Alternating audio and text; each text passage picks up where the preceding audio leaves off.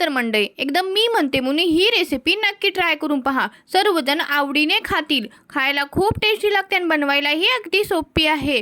त्यासाठी मी एका पॅनमध्ये वाळवणीचे सांडगे घेतलेले आहेत. यामध्ये थोडंसं तेल घालून आपण याला 2 ते 3 मिनिटं छान भाजून घेणार आहोत. त्यानंतर पुन्हा मी तेल घालून जिरे, मोहरी, कढीपत्ता घातलेला आहे आणि भरपूर असा कांदा घालायचा आहे. कांदा भरपूर घातल्याने ना भाजीला खूप छान टेस्ट येते. कांदा ब्राऊन होईपर्यंत आपण भाजून घ्यायचा. यानंतर आलं लसूणची मी इथे पेस्ट घातलेली आहे.